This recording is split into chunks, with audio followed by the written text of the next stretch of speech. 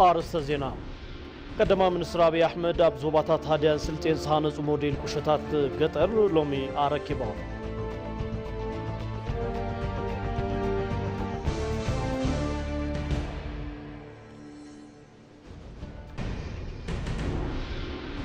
ኢትዮጵያ ኣብ ኣፍሪቃ ነፃ ዞባ ንግዲ ፈላማይ ጽዕነት ንግዲ ንዕዳጋ ወጻኢ ምቕራባ ዕቤት ቁጠባ ብልዑል መጠን ከም ዘዕብዮ ተገሊጹ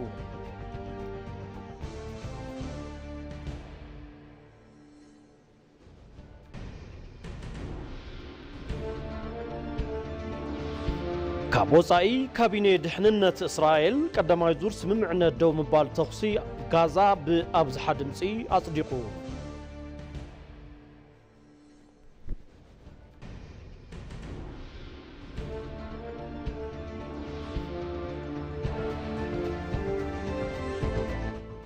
أبصفلالي كورنعات عالم كوينكم فنونا مكتتال تركبوا كبرات تختاتل تعزوز سلامتنا دي سابا كابز مدبرو ستوديو اي تي بي تقبلوا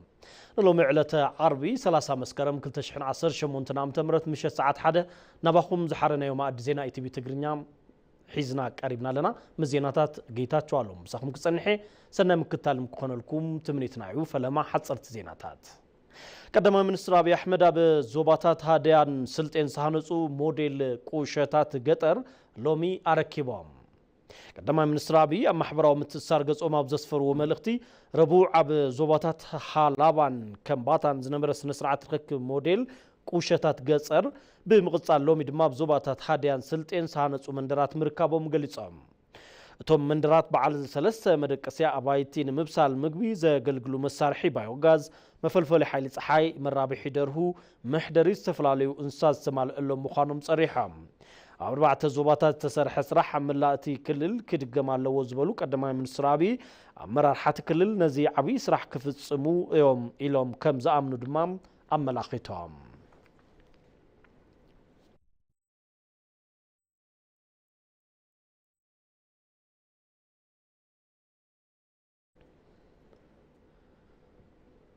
أب كلل أمحرا زي تسالت اتكالاوي ريفورم بوليس هبتي كلل من قسقاس حيلتات صار سلام ناي مكل خلع عقمي عبيو لهم كوميشنر بوليسي تي كلل زلالم منقسي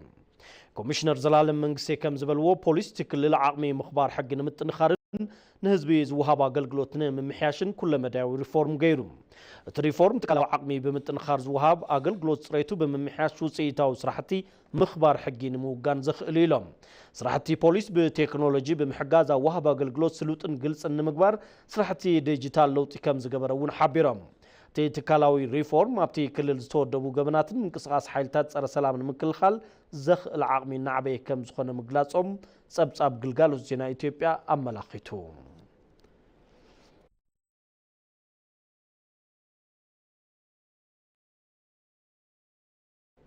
أما كل خال أما تكتتال ما أدري زينا إتبي تقرنياكم تركبوا كورات تختاتل تمارسكم سلا تكتاتلونا أنا مسكنكم حزون مسانات نحب زرزرنا بزحارنا يوم زيناتات كنسجرينا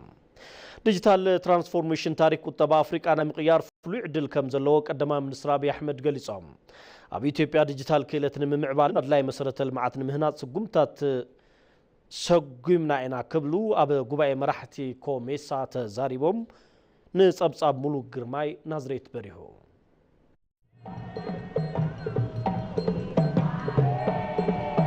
مبل 24 حبراوي عداقا مبرقن دوبن أفريقيا زخونة قبائي مرحت كوميسا أب نيروبي كينيا ناتخايد يركب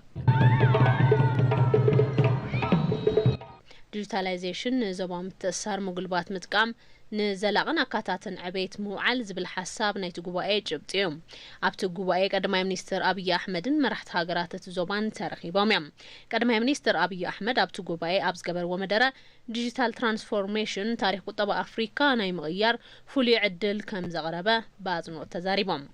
This year's focus on digital solutions زعمت تمت استقبرلو أب ديجيتال مفتحيو زون تنكرن أكاتات زخونة زوبا قطبان نمت نغار أبقمت زأتويو ዲጂታል ትራንስፎርሜሽን ታሪክ ቁጠባ አፍሪካ ናይ ምቅያር ፍሉይ ዕድል ኣለዎ መሰረተ ልምዓት ዲጂታል ህዝቢ በምህናጽ እውን ሰባት ድሕንነቱ ብዝተሓለወ መልክዑ ንክግልገሉ ግልጋሎት ብቀሊሉ ንክረክቡን ክተኣሳሰሩን ምግባር ይድሊ ቀዳማይ ሚኒስትር አብይ አሕመድ ኣብ ዲጂታል ትራንስፎርሜሽን ልምዲ ኢትዮጵያ ኣቅሪቦም እዮም ሓደ ሚእቲ ግልጋሎታት ህዝቢ ዲጂታላይዝ ምግባርን ኣድላይ መሰረተ ልምዓት ኣብ ምህናጽ ጽቡቕ ስጉምቲ ምስጓማን ገሊጾም In Ethiopia, we are putting this vision into ኢትዮጵያ ነዝራኢ ጋህድን ምግባር ዲጂታል ኢትዮጵያ 2030 በመቅራጽ በተግባር እናተንቀሳቀሰት እያ ብሔራዊ ትልምናውን አካታት ዝኾነ ዲጂታል ትራንስፎርሜሽን ጋህድ ምግባር እዩ ሓደ ሚእቲ ግልጋሎታት ህዝቢ ዲጂታል ንክኾኑ ጌርና ኢና እዙውን ቢሮክራሲ በምትዕራይ በቀሊል ግልጋሎት ክረኽቡ ምግባር ይኽእል እዩ ፕሮግራም ብሔራዊ መለለይ መንነት ኣለና ልዕሊ 25 ሚልዮን ዝኾኑ ሰባት ተበጻሐ ኮይኑ እዩ ብዲጂታል ክፍሊት ኣብ ዝሓለፈ ዓመት ببليون لوقت تغييريو ኢትዮጵያ ኣብ ዘፈር ዲጂታል ዘሰርሐቶም ስራሕቲ ብምልዓል አፍሪካ ኣብ ዘፈር ዲጂታል ኢንቨስት በመግባር በዓለም ለኸ ብርኪ ተወዳዳሪት ክትከውን ኣለዋ ኢሎም From this experience we have learned a simple truth when Africa invests in talent ካብ ዝልምድ ብምልዓል ንመሃሩ ሓቂ አፍሪካ ኣብ ክእለትን ኣብ ዲጂታል መሰረተ ልምዓታት ኢንቨስት ምግባርን ተኽኢላ ببرك عالم لخه توداداريت مخان تخليا قتلت سقومتاتنا كخونو زلوهم مس غروبا بتنان مسرحين رايتاتنا قاهد مقبار بحبار تطون مبال كندالو لنا زلنا خفليت الديجيتالون ناب زوبا وحيل كنغيرو لنا تكنولوجي كاب زخونه اوان العلي بقلطوف نعابي بزللو بزحز اوان افريكا تعذابيتن تطبايتن كتكون يبلان كبلو قدما منيستر ابي احمد ابراهيم كما كوميساز بلوت كالات بمتقام نايتان هاجرات تعري نمتمارن زوباو متأسارات نمقلطافن كእለትን መሰረትን ምህላው ቀዳማይ ሚኒስትር አብይ አህመድ አልዒሎምዮም ፍልፍል ኣብ ልዕሊ ኢትዮጵያ ዝፍነው ጽንሑ መጥቃዕታት ኣባይ ምዃኑ ይሕበር ኣባይ ንረብሓ ክተውዕል ዝኻለት ኢትዮጵያ ድኽነት ነበረ ከም ትገብር ይፍለጥ ትልሚ ኢትዮጵያ ከይሰምር ምኹላፍ ግድብ ህዳሴ ጠመቶኦም ዝገበሩ ልዕሊ 15000 ዝኾኑ ብዝተፈላለዩ ውዳበታት ሽም ተዓሊም ካብ ታሪኻዊ ጸላቲ ኢትዮጵያ ረኺቦም ሰፊሕ ምንቅስቓስ እንዳገበሩ ምጽንሖም ቀዳማይ ሚኒስትር አብይ ምግላጾም ዝዝከር እዩ ንኣባይ መበገሲ ገይሩ ኣብ ልዕሊ ኢትዮጵያ ዝበጽሐ ፈተናን ቃልሲ ኢትዮጵያን ጠሚቱ ሀብታሙ ተክለስላሴን ዘዋድዱ ጸብጻብ መራሰላም መነሳው ንባዕልኻ ምጽር ዘይትንከፍ ዛዕባዩ እንዳርኹባት ኸይድኻ ድምጽ ርጠቡኒ ንዘይ ምድጓሕ ዝግበር ጻዕሪ ቅቡልነት የብሉን መቐይሮ ታሪክ መሰረት ክሕስ ቃሕ ኣይብሎምን حمد بمنقف تخكلኛ حبሩ خرأን نفس كزرع ዕድል ምፍጣርን ምን ስዕራርን ውጉዝዩ ንውዳሰ ዘስረዕ በትድኽነትን ኹርማያን ንምጽናሕ ፍቃደኛ ምዃን ጥራሕ እዩ ይኾኑ ዝብል በዓል ራእይ መሪሕን ወለዶን እንትፍጠር ዝወጣወጡን ዝዓርፉን ኣብ ትርቲ ካብ ብሸነኹ ይምዘዙ ክሳዕ እንርከበሉ ንኢትዮጵያ ዕረፍት ዝኸልኡ ፈተናታት መበገሲኦም እዝዩ ሰብናዩ ድማ ድቃስ ዘይብሎም ታሪኻዊ ጸላእቲ ኢትዮጵያ ነዝህያው ምስክር ኣባዩ ለኢትዮጵያ ትልቁ መከራ ንኢትዮጵያ ትዛዕበየ መከራ ጸገመን ፈተናን ክሳዕ ሕዚ ካብ ዝሰገረቶም ጸገማት ኩሉ ትዛዕበየ ፍልፍሉ ሩባ ኣባይ እዩ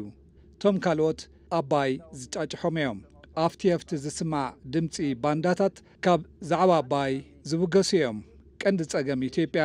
ወላዲ ኩሎም ጸገማትን ወናንን ኣባይ እዩ ነይሩ ከምቲ ካብ ኣፍ ደገ ዓሻ ዝበሃሉ ኣብ ልዕሊኡ ደቂስናሉ ጸናሕና ጸጋ ተሰንኪቱ ንማዕድ ምስ በቕዐ ተሓፊሱ ዘይውዳእ ጸጋ ተፈጥሮ ካብ መመሰልነት ተናጊፉ ዝቐደመ ክብርና ናብ ቦትኡ ምምላስ እንትጅምር ምቾታን ዕውትነታን ዘይወሓጠሎም ዘበሉ ካብ ቀረባን ርሑቕን ክፉኡ ድምፂ የድምፁ ጀመሩ እዚ ምልክት ሓድነት ዝኾነ አብይ ግድብ ህዳሴ ናብ ህንጸት ቅድመ መምጽኡን ዝተረኣየ እዩ ተከዜን ስንሰራ በጣም ብዙ ጩኸት ነበር ተከዘኽና ንጸለና ብዙሕ ኣውያት ነይሩ ግቤ ሰለስተ እንትንሰርሕ ጎራብታ ሃገራት ጥራሕ ከይኮነስ ዩኒስኮውን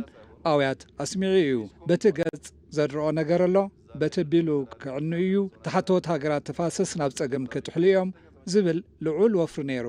ሕዚ እውን ተመሳሳሊ እዩ ኢትዮጵያ ኣይኮነን ካብ ሰደቃ ተመጽወት ክትፈሓቅ ጸጊባት ተዕንግል ክትኾነ ይኮነን ዝተዓየነ ቆርበታ ጽሪያ ዝተጎሳቆሉ መንደራት ኣወቂባ ካብ ጭቃን ርስሓትን ምንጋፋውን ብተሐጓስ ዝጥምትዎ ኣይኮነን እንደዚህ ያለውን ድንቅ ስራ ከምዚ ዝኣመሰለ ስራሕ መስደመም ስራሕ ገሊኦም ንምንታይ እዮም ክወሓጠሎም ዘይኽእሉ ብፍላይ ካባና ርሕቕ ዝበሉ ከባቢታት ክንብል ከለና ንኣፍሪካ ንኢትዮጵያ እቲ ዝጨቀወን መልክዑ ዝረሓቆ ነገር እኹል እዩ ኢሎም ዝሓስቡ ሃገራት ጉጅለታትን ውልቀ ሰባትን ብዙሕ እዋን ብጽቡቕ ኣይጥምትዎን። እንክበልዑ ፋኖስ ሓዋዚትነት ኢትዮጵያ ዘብቅዕ ዓብይ ግድብ ህዳሰ ዕላው ትገብር ተላ ኢትዮጵያ ሓያልነታ ዝግህድ ልባስ ምልባሳ አንዳዓዲኦም ይፈልጡ። ብምግባ ዓርሰይ ንምኽኣል ፋብሪካ ዘበናዊ ድኹዒ ክህልወን እዩ። ኣብ ጓጓይ ሓቂፈዩ ዝጸናሕቑ ሃፍቲ ጋዝ ሕፅረት ሓይሊ ከቕልለለ እዩ ብምባል ካብ ምጉሱ ቃል ተናጊፋ ኣብሪጋ ከም ድሌቶም ዘሽከርክርዎም ሃገራት ከም ዘይረኽብዋ ልቦንኦም የረድኦም እዩ። ናብ ዝቐደመ ክብራን ልዕልናን ዘሰጉማ ትልሚ ዕቤታን ሕቅናን ፈሊማ ብዝዛዘመት ቁፅሪ ኣብ ብቦትኡ ዝቐበርዎ ነታጉ ከንትጉ ጻዕርዓር ይብሉ። መጥቀሚኦም ድማ ባናዱን ዘይእንታይናን። ባለፉት 5 ዓመታት ኢትዮጵያ በተለያየ ነገር ንዝሓለፉ 5 ዓመታት ኢትዮጵያ ብዝተፈላለዩ ዛዕባታት ብዝተፈላለዩ ግንባራትን ኣንፈታትን ተወጢራ ኣብ ዘለትሉ ይብዛሕ ይውሓድ 15,000 ዘጽግዑ ዝተፈላለዩ ውዳበታት ዓሊሞም ግድብ ሕዳሰ ጥራሕ ጠሚቶም ክሰርሑ ኣብ ልዕሊና ኣዋፊሮሙልና እዮም። ሕዳሰ ጥራሕ ጠሚቶም ሲሚንቶ ካብ ምፍራይ ኣጓዒዝና ናብዚ ቦታ ንስራሕ ክሳዕ መውዓል 15,000 ዝጽግዑ ዝተፈላለዩ ሽም ዘለዎም ናይ ባዕልና ዜጋታት ግን ዝተዓደጉን ዝተሸጡን ሰባት እዚ ስራሕ ኣብዚ ሕዚ ዘለሉ ብርኪ ከይበጽሕ ከይዛዘም ብዙሕ ግዜ ገንዘብ ህይወት ኣጥፍዮም እዮም። ሰራዊት ምክልኻል ሃገር መንገዲ እናጸገነ ብኣማይት ኪሎሜትራት ባዕሉ እንዳሰርሐ ኖታጊ እንዳጽረየ ዳጓዓዘ ኣብ ዝተፈላለዩ ቦታታት ጸገም እንተጋጥሞ እንዳተዋግአ እዩ። ነዚ ግድብ ሃኒጽናዮ ብዙሕ ሰዊእናሉ፣ ብዙሕ ደሚናሉ፣ ብዙሕ ነቢዕናሉን ደኺምናሉን ኢና ሰሪሕናዮ። ጉዕዞ ብልጽግና ኢትዮጵያ ብኢድ እግሩ ንዝሓዝዎ ሕማማት ክዕግስ ከም መድሓኒት ዝቁጸሩ መዐገሲ ቃንዛ ኪኒናታት ውሒጡ ብምድቃስ ከይኮነስ ንኽእሊና ዝብል ንኻልኦት ብዘተኣታቱ ብራኸ ንኢትዮጵያ ካብ ማዕሙቕ መንዚሑ ዘውፅእ ሱግሚ ማእኸሉ ዝገበረ እዩ። ንህዳሰ መፍረይ ዘበናዊ ድኹዒ ጋዝ ዝገዘፈ መዕርፎ ነፈርቲ ሰላማዊ ፕሮጀክት ኒውክሌር ኣዕዊቱ ደው ዝብል ከይኮነስ ዝተዓጽወ ማዕጾ ጋሊሁ ምስ ዓለም ዘራኽብ ኩሉ ብዓቐን ክእለቱ ኣብ ዝፃወተሉ ሜዳ ጽዕንቶ ክፈጥር ዝበህግ እዩ። ኣብ ቀረባ ይኹን ርሑቕ ዝርከቡ ታሪኻዊ ጸላእቲ ኢትዮጵያ ክሳዳ ውጥ ብዘበለት ቁጽሪ ምኹርኳም ተስፋ ብዝፈንጠቐት ቁጽሪ ክቐብርዋ ምብርባር ዝጸንሐ መግለጺኦም እዩ። ባንዳታት ኣብ ዝቐደመ ዘበናት ከምቲ ዝተረኣየ ናይ ትልእኽቶ ማእኸል እዮም። ተቓሊስኻ ምዕዋት ዘርኣየ ህዳሰ ተደሚሩ ደውካ ምባል ወጻኢ መማረጽ ከም ዘየለ ኣርዩ እዩ። ዘይተርፍ ጉዕዞ ንኸይውዳእ ኣይተፈለመን እሞ ኢትዮጵያ ካብ ምልኣታ ዝንኪ የብላን ክትንብርከኽ ተፈጥሮኣ ኣይፈቕደላን። ኣብ ዝሓለፉ ዓመታት ኢትዮጵያ ኣብ ሕፅረት ሓይሊ ጸገማት ጥዕናን ውስንነት መፍራይነትን ኣድሂባ ብዝተፈላለዩ መገድታት ክትቃለስ ጸኒሓ እያ። ይኹን እምበር ነቲ ጸገም ካብ መሰረቱ ንምፍታሕ ካብ ህንፀት ግድባት ብተወሳኺ ገጻ ናብ ኒውክሌር ብምዝዋር ዘላቒ መፍትሒ እናደለየት ትርከብ። እቲ ቴክኖሎጂ ኒውክሌር ኣብ ልምዓት ሕርሻ እንታይ ዓይነት ጸገማት ክፈትሕ ይኽእል ዝብል ፍሬዎት ረታ ዘዳልወቱ ጸብጻብ ኣብርሃም ፍስሓ። ፕሮጀክት ሓይሊ ኒውክሌር ኢትዮጵያ ኣብ ዝቕጽል ንዝተለመቶም ዓበይቲ ፕሮጀክታት ፍልፍል ሓይሊ ካብ ምዃን ብተወሳኺ 400ታዊ ንዝኾኑ ቀረብ ሓይሊ ሕልሚ ንዝኾኖም ዜጋታት ብዘላቕነት ሓይሊ ናይ ምቕራብን ካልኦት ዓበይቲ ተግባራትን ዝሓዘለ እዮም። ወይዘሮ ድሌ ሙሳ ኣብ ክልል ዓፋር ዝነብራ ሓረስታ እየን። ንዓመታት ዝመሓደራሉ ስራሕቲ ሕርሻ ሙሉእ ብምሉእ ኣብ ተፈጥራዊ ዝናብ ጽግዕተኛ ገይርዎን እዮም። ነቲ ከባቢ ዝተላመዱ ዓሌት ኣዝርእቲ ዘይምርካብን ለውጢ ከባቢ ኣየርን ኣብ ስራሕቶምን ናብርኦምን ዕንቅፋት ከም ዝኾኖም ይዛረባ። ገባናማይቱ ደጎቱ ከደገና ገያክሱግነ ማዓ ወካይተማ ልዕና ሰበታ ነክራዕቲ ብምኽንያት ሙቐት እንረኽቦ ዝነበርና ምህርቲ እናነከ እዩ። ቅድሚ ሕዚ ኣብ ፍረምረ ኾነ ካልኦት ዝራእቲ ጽቡቕ ምህርቲ ኢና ንረክብ ነርና። ሕዚ ግና ብሕፅረት ማይ ዘበናዊ ድኹዕን ዝተፈላለዩ ዓሌት ዝራእትን ምኽንያት መፍረያይነትና ክንክ ገይርዎ እዩ። ዝኽእል ዝተመሓየሹ ዓሌት ዝራእቲ ተዝቐርበልና ካባና ሓሊፉ ንኻልኦት ምተረፍና ነርና። እዚ ጉዳይ ናይ ኣብ ከባቢ ሓረር ዝርከቡ ሓረስቶት እውን ጸገም ኮይኑ እዩ። በአንድ ሄክታር 8 ኩንታል የበለጠ ነው ያገኘነው ባለፈው ዓመት። ዘንድሮ ግን ያው በጣም ዝቅተኛ ምርት ነው የሚገኘው። ካብ 1 ሄክታር ልዕሊ 8 ኩንታል ኢና ኣብ ዝሓለፈ ዓመት ረኺብና ነርና። ሎም ዘበን ግና ሕፅረት ማይ ስለ ዘሎ ብጣዕሚ ትሑት ምህርቲና ክንረክብ። ሕፅረት ማይ እንተዘይህሉ ነይሩ ዝተፈላለዩ ኣዝርእቲ ኣብ ዓመት 3 ግዜ ምፍራይ ምኽኣልና ነርና። ሓይሊ ማይ ወይ ሃይድሮ ኤሌክትሪክ ቀንዲ መሰረት ሓይሊ ተሃገር ዋላ ይኹን እምበር በብዋኑ ብዝለዓል ድርቂ ምክንያት ምቁርራጽ ኤሌክትሪክ መሳርሕታት ሕርሻን ቡምባታት ማይን እናተዓናቀፈ እዩ ይኹን እምበር ኢትዮጵያ ዝሓዘቶ ትልሚ መፈልፈል ሓይሊ ኒኩሌር ኣብ ስራሕ ተዝውዕል ሕልምቶም ሓረስቶት ምስ ለውጢ ኩነታት ኣየር ዝተተሓዘ ጽዕንቶም ነፃ ምውፃእ መኽኣለ ነይሩ በሽታን መቋቋም የሚችሉ ድርቅን መቋቋም የሚችሉ ሕማም ምጽዋር ዝኽእሉ ድርቂ ምጽዋር ዝኽእሉ ኣዝርቲ ናይ ምፍራይ ስራሕቲ ብሰፊሑ ክንሰርሐሉ ንኽእል ኢና ዝተመሓየሸ ቴክኖሎጂ ብምዃኑ ካብ ስጋኣት ነፃ ኮንካ ምጥቃም እንኽእሎ ዓይነት ቴክኖሎጂ እዩ ንኣብነት ተሪእና ጄሞ ተወሲድና ናይ ወፃኢ ንጥረ ነገራት ብምጥቃም እዩ ዝሰርሕ እዚ ግና ተፈጥሯዊ ብዝኾነ መገዲ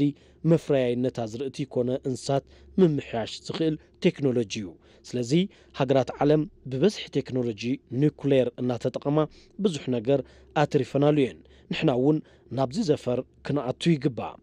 ሓይሊ ኒኩሌር ብቀዋምነት ዝሰርሕ ብምዃኑ ብዘይ ምቁርራጽ ሓይሊ ብምቕራብ ሕርሻ ክለምዕ ካብ ምግባር ብተወሳኺ ንሓረስታይ ዝህቦ እፎይታ ዝለዓለ ምዃኑ ሰሙያ ይገልጹም ኢትዮጵያ ናብ ሓይሊ ኒኩሌር ምእታው ምጅማራ ዓበይቲ ድሌታት ሓይሊ ካብ ምምላእ ብተወሳኺ በብዕለቱ ኣብ ህይወት ዜጋታት ዓብዪ ለውጢ ከም ዘምጽእ ዘመላኽት ቴክኖሎጂ እዩ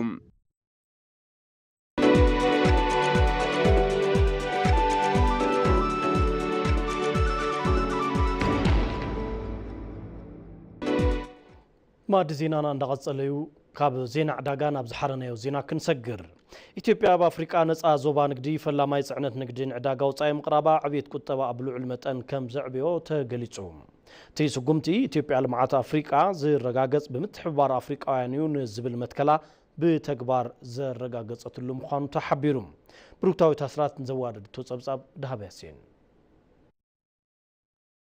ኢትዮጵያ ኣብ ዞባ ነፃ ንግዲ አፍሪካ እትፈላማይ ናይ ንግዲ ጽዕነታ ናብ ዝተፈላለዩ ሃገራት ሊኢኻላ ኣብ ፈላማይ ጽዕነት ስጋ ኣሕምልትን ፍረምረን ብካርጎ መንገዲ ኣየር ኢትዮጵያ ኢሉውን ቡን ጥረምረን እኽሊ ቅብኣትን ብመጓዓዝያ መሬት ተላኢኹም ኣለው ኢትዮጵያ ኣብ ዞባ ንግዲ ተግባራዊ ተሳትፎ ምጅማራ ምዕባለ ቁጠባኣ ብልዑል ብርኪ ከም ዘሳልጦ ተኣሚኑሉ ኣሎ የስምምነቱ ዋና ዓላማ ቀንዲ ዕላማት ስምምዕነት ብንግዲ ዝተኣሳሰረትን ዝማዕበለትን ሰላማዊት አፍሪካ ብምፍጣር ብመሰረት ራእይ ፓን አፍሪካን ውህደት ቁጠባ ዘሰስን ዝተዋደደ ዕዳጋ ናወትን ሸቀጣትን ብምፍጣር ዞባዊ ሰንሰለት ብምጥንኻር ፍርያትን መፍረያይነትን ብምስፋሕ ልምዓት ኢንዱስትሪና ምስላጥ እዩ ነዚ ዕላማ ንምዕዋት ዝተወሰዱ ጅማሮ ስጉምትታት ሽቶኦም ንኽወቅዑን አህጉራዊ ዓወታትና ንምስትምቃር ኢትዮጵያ ነዚ ታሪካዊ ከይዲ ምጅማራ ሃገርና ናይዚ ሰፊሕ ማዕዳ አካል ምዃና ንኢትዮጵያ ጥራሕ ዘይኮነስ ንአህጉራዊ ምትእስሳር ጭቡጥ ለውጢ ከም ዝህልዎ ጥርጥር የብለይን ኣብቲ ምጅማር መድረኽ ኢትዮጵያ አካል ዝስምምዕነት ኮይና ዕዳጋ ምጅማራ ምዕባለ አፍሪካ በአፍሪካውያን ዝብል ሓሳብ ኣብ ሽትኡ ንምብጻሕ ዝሕግዝ እዩ ተባሂሉ Ethiopia's participation under the AFCFTA ኢትዮጵያ ኣብ ዞባ ንግዲ አፍሪካ ዕዳጋ ምጅማራ ኣጀንዳ 2063 ኣብ ሽትኡ ንምብጻሕ ንዝግበር ጻዕሪ ብጣዕሚ ዝሕግዝ እዩ እቲ ስጉምቲ ኢንቨስትመንትን ኣብ መንጎ አፍሪካ ዝግበር ንግዲ ዝበረታታዕን እዩ ነዚ ጅማሮ ንምቕጻል ኣብ መሰረተ ልምዓት ንግዲ ቀጻልነት ዘለዎ ኢንቨስትመንት ከምኡውን ዓቕሚ ግምሩክ ምዕባይ ትጽቢት ይግበረልና እቲ ኩነት ኢትዮጵያ ናይ አፍሪካ ነፃ ዞባ ንግዲ ስምምዕነት ብምትግባር ዕፃ አፍሪካውያን ብምትሕብባር አፍሪካውያን ናይ ምውሳን እምነታ ዘረጋገጸትሉ ምዃኑ እውን ተሓቢሩ እዩ ከአድዋ ድል እስከ አፍሪካ አንድነት ድርጅት ምስረታ ድረስ ኢትዮጵያ ሁልጊዜም ለአፍሪካ የነጻነት የአንድነትና የክብር ጥያቄ ግንባር ቀደም ሆና ካብ ዓወት ዓድዋ ክሳዕ ምስረታ ውድብ ሕብራት አፍሪካ ኢትዮጵያ ሁሉ ግዜ ንአፍሪካ ሕቶ ሓድነትን ክብርን መንበር ግንባር ቀደም ኮይና ደው ኢላያ ዘለናሉ ዘበን ነቲ ውርሲ ብኩናት ወይ እውን ብፖለቲካ ነጻነት ዘይኮነስ ብኢኮኖሚያዊ ሉዓላውነት ምትሕብባር ብምትእስሳር ንግድን ብሓባር ምዕባለ ምቕጻል ዝሓትት እዩ ነዚ እውን ኢትዮጵያ ናይ አፍሪካ አህጉራዊ ነጻ ስምምዕነት ንግዲ ምትግባር ዕፃ አፍሪካውያን ብአፍሪካውያን ክውሰን ኣለዎ ዝብል እምነታ ኣረጋጊጻ እያ ኢትዮጵያ ስምምዕነት ነጻ ዞባ ንግዲ አፍሪካ ካብ ምጽዳቕ ሓሊፋ ናብ ተግባር ዝኣተወትሉ ቃል ብተግባር መቐጸልታ መንግስትና ዝተረኣየሉ ኣብቲ ስምምዕነት ዞባ ንግዲ ኢትዮጵያ ዝገበረቶ ዕድል ነፃ ቀረጽ ብምጥቃም ናይ መጀመርታ ፍርያታ ናብ ኬንያ ሶማልያን ደቡብ አፍሪካን ሰዲዳላ ዜና ወጻኢ እስራኤል ስምምዕነት ደው ምባል ተኽሲ ጋዛ ኣጽዲቓ ካቢኔ ድሕንነት እስራኤል ቀዳማይ ዙር ስምምዕነት ደው ምባል ተኹሲ ጋዛ ብኣብዝሓ ድምፂ ከም ዘጽደቐ ተገሊጹ ቤጽሕፈት ቀዳማ ሚኒስትር ቤንያሚን ኔታንያሁ ከም ዝበሎም ብፕሬዝደንት ዶናልድ ትራምፕ ዝቐረበ ስምምዕነት ደው ምባል ተኹሲ ዝተረፉ ተዓገድቲ እስራኤል ዘልቅቕን ዘላቕ ሰላም ዘምጽን ከም ዝኾነ ተኣሚኑሉ እዩ በመሰረት ስምምዕነት እስራኤል 53 ሚእታው ካብ ዝኸውን ግዛኣት ጋዛ ሰራዊታት ተውፅእ እንትትኸውን ሃማስ ብግዱ 20 ተዓገድቲ እስራኤል ኣብ ውሽጢ 72 ሰዓታት ክለቅቕ እዩ ብተመሳሳሊ እስራኤል 250 እሱራትን ኣብ ወፍሪ ጋዛ ብትሕቲ ቁፅፅር ዝኣተውን ልዕሊ 1700 ሰባት ከም ትለቅቕ ቢቢሲ ጸብጺቡ ላዕለዋይ በዓል መዚ ሃማስ ካሊል አልሃያ ብግዶም ዶናልድ ትራምፕ ዘቕረብዎ ስምምዕነት ደው ምባል ተኹሲ ዘላቕ ሰላም ዘምጽእ ክብል ጸብጻብ ቢቢሲ ኣመላኺቱ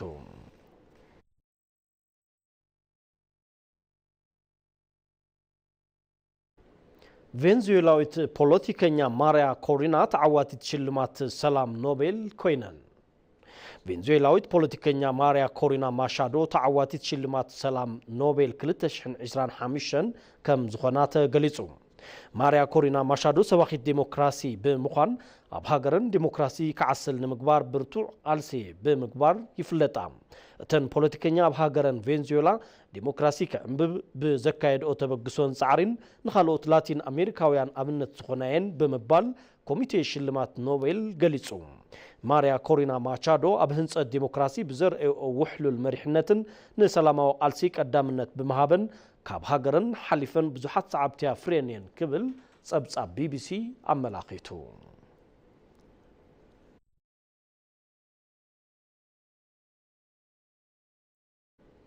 ክቡራት ተኸታተልቲ ዜናዊ መሰናዶታትና ቀድሜ ምዝዛምና ቀንደቕነታትና ክነዘኻኽረኩም ቀዳማይ ሚኒስትር አብይ አሕመድ ኣብ ዙባታት ሃድያን ስልጤን ዝተሃነጹ ሞዴል ቁሸታት ገጠር ሎሚ ኣረኪቦም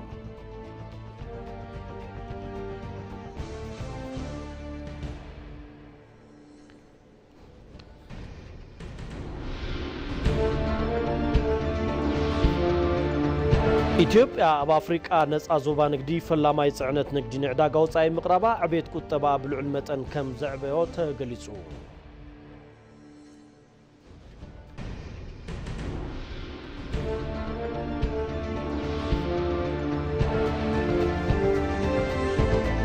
ካቢኔ ድሕንነት እስራኤል ቀዳማይ ዙር ስምምዕነት ደው ምባል ተኹሲ ጋዛ ብኣብዝሓ ድምፂ ኣጽዲቑ ክቡራት ተኸታተልቲ ሎሚ ዕለተ ዓርቢ 30 መስከረም 2018 ዓ.ም ምሸት ሰዓት 1 ናባኹም ዝሓረናዮ ማዕድ ዜና ኢቲቪ ትግርኛ ዝክትከታተሉ ጽናሕኩም መስል ነይሩ ስለምክታልኩም ነመስግን ጌታቸው ኣለዎ ምስ መላእ ሰሙያ ስቱዲዮ ሓቢረኩም ነይረ ኣብ በብዘለኹም ሰላም ንክትኾኑ ትምኒትና እዩ